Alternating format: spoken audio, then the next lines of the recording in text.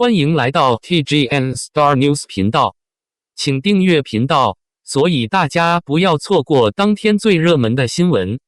我们今天的时事通讯包括以下内容：2026年4月26日，由王鹤棣与潘粤明领衔主演的悬疑刑侦剧《黑夜告白》正式上线。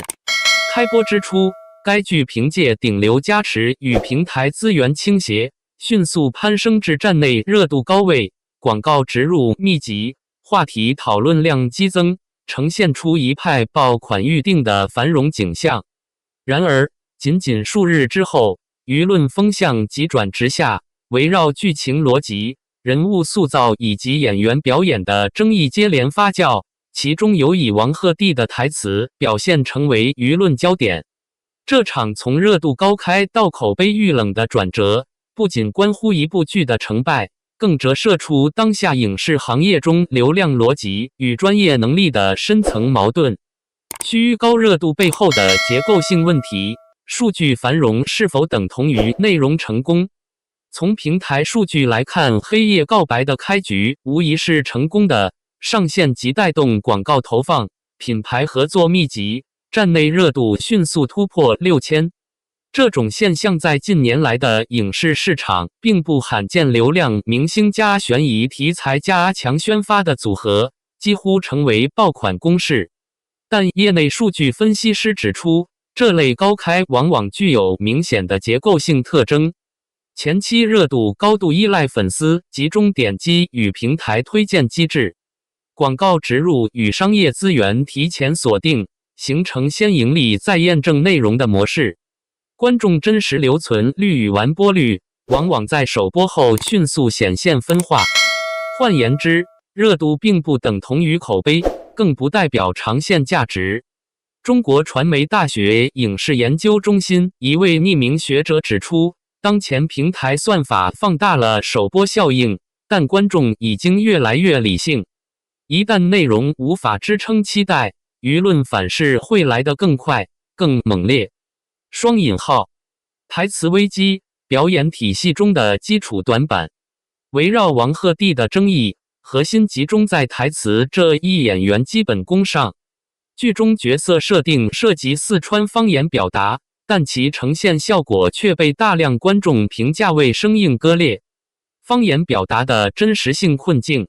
语言学专家指出，方言不仅是语音问题，更涉及语调、语境与文化背景的整体融合。非母语方言演员若缺乏系统训练，很容易陷入因似而神不似的困境。在《黑夜告白》中，王鹤棣的四川话被认为存在以下问题：发音不稳定，存在普通话与方言混杂，语气节奏不符合真实语境，情绪表达与语言脱节。这种不自然感直接削弱了角色的可信度。普通话台词的机械化表达。更为致命的是，即便回到普通话语境，问题依旧存在。多位表演指导指出，王鹤棣的台词呈现出明显的背稿感，重音处理单一，情绪层次不足，缺乏呼吸与停顿的节奏控制。中央戏剧学院一位表演教师在接受采访时表示，台词不是把字说清楚，而是把情绪活出来。如果观众能明显听出在说台词，说明表演已经断裂。双引号，对手戏的镜像效应，专业演员的参照价值。与王鹤棣形成鲜明对比的是潘粤明的稳定发挥。作为长期深耕影视行业的实力派演员，潘粤明在《黑夜告白》中展现出成熟的表演控制力，眼神与肢体语言高度统一，台词自然流畅，情绪递进清晰，角色层次丰富，具有生活质感。这种差距在对手戏中被无限放大，形成一种镜像效应，观众在同一场景中直观感受到不同表演体系的差异。影视评论人李某指出，当两个演员处在同一镜头里，观众天然会进行比较，这种比较往往比单独评价更残酷。双引号，方言人设的反复使用，创新还是套路？事实上，围绕方言的争议并非首次出现。从大凤打更人到电影《星河入梦》，王鹤棣多次尝试在角色中加入四川方言元素。这一选择在初期曾带来一定新鲜感，但随着使用频率增加，逐渐引发审美疲劳。方言从角色需要转变为标签化卖点，表演策略趋于重复，缺乏突破，观众预期被固化，降低惊喜感。文化评论人指出，当某种表达方式被过度消费，它就会从特色变成套路。双引号，流量逻辑的边界，明星价值的再定义。不可否认，王鹤棣作为顶流演员，其商业价值依然强劲，品牌合作稳定，粉丝粘性高，社交媒体影响力显著。但问题在于，流量所带来的只是入口价值，而非留存价值。平台运营人士透露，观众可以因为明星点开剧，但是否继续观看，完全取决于内容质量。现在用户的耐心越来越有限。双引号，这也意味着流量明星正面临一个关键转型节点，从吸引观众到留住观众。专业提升路径，演员成长的现实课题。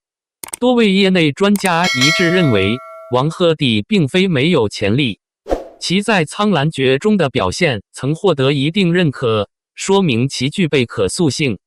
但《黑夜告白》暴露的问题，恰恰集中在最基础的表演训练上。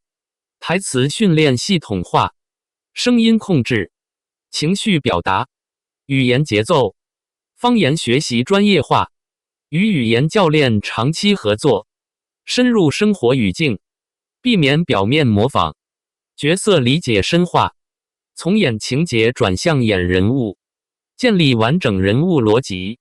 表演导师指出，演员的成长不是靠一两部作品，而是靠长期积累的基本功。双引号，舆论两极，观众评价的分裂与碰撞。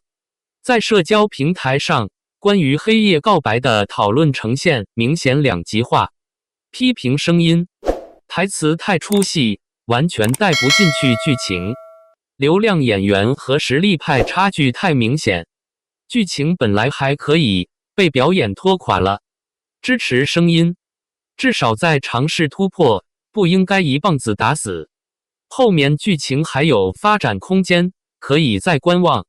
顶流被放大检视，本身就不公平。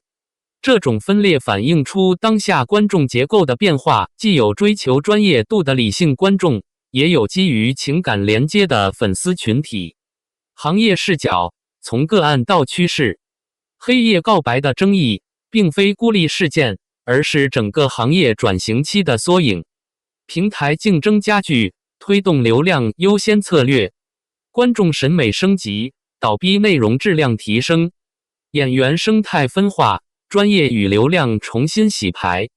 影视产业研究者指出，未来的市场将不再容忍只靠流量的作品，只有精品内容才能穿越周期。双引号，结语：流量之后，回归表演本质。黑夜告白的首播表现，为王鹤棣敲响了一次重要警钟。流量可以放大成功，也会放大问题。当观众不再轻易被明星光环说服，演员必须回到最根本的能力表演本身。